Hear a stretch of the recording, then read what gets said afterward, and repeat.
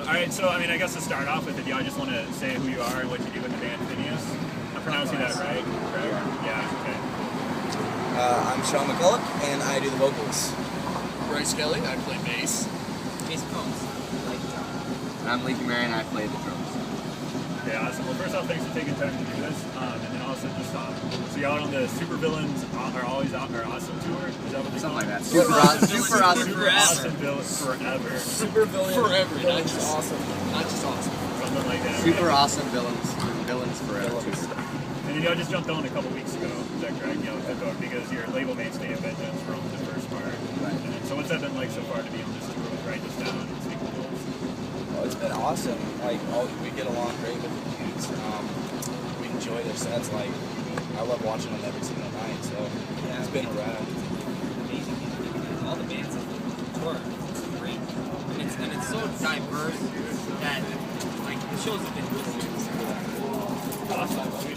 So I know through I write for Christian Music Zine, and we got a copy of your album God Machine for review, and it was an awesome album. I wasn't familiar with y'all first, and it got the album, and I was just really blown away about it. So I know it's been a little bit since it's been out now, but if y'all can just talk a little bit about the experience of that album, touring post that album, and supporting it, and what that experience has been like for y'all. It's been really good. The album came out last summer in July, and it's really kind of starting to pick up now because we released it. When we released it, we were not really a national touring act. We had done 2 tours at that point, and so now we're starting to pick up more momentum. We released a music video, which has blown up for some reason, which is praise God for that. We were really stoked on that, and there's just been a buzz that's been accumulating over the past few months, and that's kind of been turning into buzz for the God Machine, which is really cool for us. So now, in support of that record, we're touring, and a normal album cycle is about 1.5 years, but since it's been about a half year since we've released it, we'll probably go for another 1.5 years because now it's starting to kind of pick up. So it's been really cool. It's been fun. I mean, we love the record. We love playing the songs every night. We're stoked that people are enjoying it, man. It's a blessing, and it's humbling, and we're stoked. Nice, awesome. Yeah, I know one of the highlights of the album for me is just kind of like it's one of those things. The more metal records that I get in to review and stuff like that. Like I always used to hate on my friends who were like, "Oh, metal sounds the same." I'm like, "No, metal's great" or whatever. And then the more albums you get, you're like, "Wow, this is a really huge genre." But the God Machine just like completely stuck out on like a lot of aspects, like musically, vocally. It was a good mix of everything. So as you kind of ride that success, and then you have the I Am Lying music video that's out right now on Facebook and Twitter and stuff that's been going on. I didn't talk about how that's been going on. So coming off this God Machine thing, I know you just talked about how normal album cycles, you're going to kind of ride it for a while. And looking to the future, do you have any more plans as far as like have you thought anything about a new record or what's next on that front? I write constantly. I write scripts all the time. It's just a matter of we want to fine tune everything. So Lee is a genius with Pro Tools, so we can record any ideas we have, and then listen to them for a couple months, and then kind of pick out what we like, what we don't like about it, and really get it to where we want it to be. But we don't plan on recording or getting it. Okay. We'll probably, the way the cycle's working, we'll probably end up in the studio early 2013, sometime either late 2012, early 2013, for summer 2013. So that's kind of the way it's looking. So we'll see. It's really, right now, we're just trying to see where the God Machine ends up, because it's taken so long to kind of kickstart, so we're trying to figure out, okay, what's the smartest thing to do, because, if the album is still doing well, then we'll try to play as much as we can, but we also don't want to just be playing the same album for years. We want to release new material. We want to play new material. So, it's kind of, we're trying to figure out what's best for us, what's best for Records, what's best for the fans, too. So, trying to find that balance, but we are in pre-production right now. Like Jason said, we're in pre-production. We're always really in pre-production, but we're starting to try to solidify ideas and write out all the parts and figure out, okay, is this a song good, album ready, essentially. So building demos and stuff like that. Awesome. And speaking of Red Chord Records, which is y'all's record label, like that's another thing as I've gotten albums, I've been blown away with y'all, and then Righteous Vendetta and Day of Vengeance. Like it seems like y'all have a really good group of people that are on that label. Like, what has been your experience of that, and where do you see that label continuing to go? Well, Bryce has a Righteous Vendetta shirt on, so I got to meet those guys for the first time a month ago, and they are amazing guys. I love every one of those dudes, and I haven't got to meet everybody yet. But Yeah, he's kind of he just started at the beginning of the year. Okay. So he's got this for 2 months. Yeah.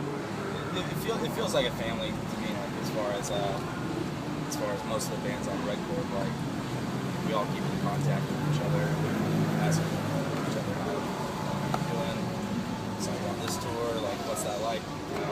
So we stay in contact with everybody and try and support them for Eric and encouragement. So yeah. Nice. Yeah, and then since you already talked about 2013 as far as the summer release, like what can fans expect from like then and now? You're on this tour now. What are your plans for summer coming up? Any festivals that people can catch you at? It's a secret. yeah, right now we're still planning summer stuff. We have Red Chord is going to be at 6 festivals. There are going to be 6 Red Chord nights, and the way it looks like now, we're going to be playing all 6 of those. So we aren't all of the locations aren't 100% out yet. Kind of get big. So I mean, it's still, like I said, it's still in the works. We're still trying to lock in stuff. We're seeing there's a tour opportunity that we might be able to be a part of. We might not. So we're just kind of waiting to see what God has for the future of us and for the summer. Obviously, it's coming up pretty quick, so we're trying to figure that out as soon as possible. But yeah, I mean, we're gonna try to release. Summer 2013 is a long way away, so we're gonna try to release. So we were talking about summer dates and things like that, and then as I'm sure you probably get asked a lot, when probably people hear your name, the first thing they probably think of, if just in the general public, is Phinehas and Ferb, because it pronounces the same. You're telling us. So I'm sorry to bring that up again, but if y'all could kind of give the readers kind of an idea of like what the name is from, and what's behind that. Phinehas comes from Numbers 25 in the Bible. He's a son of Eleazar, is the son of Aaron, the first priest. And pretty much there's a plague on the Israelites because they were mingling with people that God didn't want them mingling with. And so Moses calls an assembly to tell the Israelites, hey, we need to pack up and get the heck out of here. And as kind of like a slap in the face, one of the Israelite priests takes a woman from the other people into the temple to fornicate with her, and Phinehas sees this and goes in there and he stabs them both with a spear. It's pretty brutal and kind of morbid, but we're not about stabbing people, but after Phinehas did that, God lifted the plague from the Israelites, and because of Phinehas' zeal for God's glory, and so that's what we take away from the name, and that's what it means to us. Okay, awesome. Being jealous for God's glory. Cool. Yeah. Jealous and zealous. Right. So speaking of that, since that is coming from a perspective of faith and stuff like that, as you tour and as you record music and write music, how does that impact your life as far as your faith and your beliefs? Like, obviously, like listening through the God Machine and reading through the lyrics and stuff. I mean, it's apparent there. But as I know there's always a debate about what is the idea of Christian bands or Christian label, and I can only imagine the frustration that causes, because I even see it from a reviewer fan perspective. But how do y'all see that as whether y'all want to be labeled that or whether you don't want to be labeled that? That's not what I'm trying to do here. But just how do you take that on your backs because of your beliefs in your faith, and take that on tour with the fans you meet, or as you record music, or what are your thoughts on that whole concept? Honestly, it affects every part of our lives, and that's what we believe. I mean, we believe that Jesus is the answer, and we believe that whether we are labeled a Christian band or not, I mean, we're all Christians and we're all in this band together. So I mean, if we're actually living out what Jesus has called us to do, we're gonna be doing ministry like within the band and without the band. Like when whether or not we're on stage, playing, day off, whatever it is, like we want it to exude from us. We want it to be the reason we live, and that's, I mean, it's obviously like no one's perfect. We enjoy. Obviously, no one's perfect, but that's not. I mean, the message we are trying to portray and the message that we have is we try to imitate the message that Jesus gave, where you don't have to be cleaned up to fall at the cross, to fall at Jesus' feet. Jesus says that he didn't come. He didn't need to come. He came to heal the sick. He didn't come to heal the righteous, because the sick are the ones that need a doctor. And so that's what we try. We try to reach out to people that wouldn't necessarily set foot in a church, but at the same time we try to live above reproach to the point of where we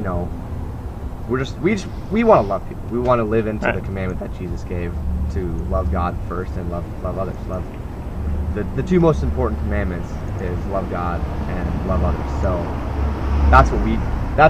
that's where we stand, and we just want to love people. We also believe there's no condemnation in Jesus Christ. So I don't know. It's what we believe. It's how we live. We want that to be, not just for the band. We don't just be this, thing we put up when we're on stage or whatever. This affects 24 hours a day, 7 days a week, 365 days a year. This year, 366 days. But just saying, like that's what we going off what he said, like we want to love people where they're at, right in that moment. Not, we don't want to wait for them to, clean themselves up. We don't want them to clean themselves up for us. Like we want to love them in their deepest and darkest times, because that's where Christ loves us, and loves everybody. So, that's it. Awesome. Well, thanks for opening up about that. And then I think that's about it. Just one last question. Before I left, I was hanging out with some friends. I'm like, well, what should I ask these guys? And the most random question came out, and he wanted to know that if each of you could describe yourself as a pizza, what would you describe yourself as? So I don't know who wants to take that first, but... This is the hardest question. Pizza is my favorite food. Somebody else go first. I can't do it. I would be a breakfast pizza from Quick Trip. Oh! Breakfast pizza from Quick Trip. Absolutely. Awesome. I think that's what Bryce was gonna. Either breakfast or the one that has every sort of carnivorous thing on it. Meat lovers. Meat lovers. That's Meat lovers. But how does that portray you as a person? I love it. I don't know. I just love to eat meat lovers pizza. Because he's a hunter by heart. I am a hunter at heart. Okay. Well, fair enough, I don't right? even know. No. What are you gonna say? I would say, Not just a crust. Goat Stuffed cheese. crust. Yeah, no spam, nothing. Yeah. No sauce. I would describe myself as a plain and simple pepperoni, Why are you gonna say that with that accent? but with jalapenos on it. All right. That's good. See, I like that. For me, it's got to be something, I would say something plain, but maybe sausage, just because sausage is a little bit spicy, a little bit sweet. What's Awesome. serious pizza? I don't know how that relates to me, That's what we but need to find out. Because that's really like, sometimes I mean, can be business. a little too spicy. Sometimes I like Right. to try to be sweet. But yeah, because when the kingdom comes, that's going to be what's important, is how you describe Exactly. yourself as a Yep. pizza. So Yep. I'm glad we helped you all out with Thank that. you. But anyway, Thank you. all right. Well, thanks a lot for taking the time with us today, and best of luck on the rest of your tour. So, thank you, Robert. all I right. appreciate you, man. Yeah. Thank you so much.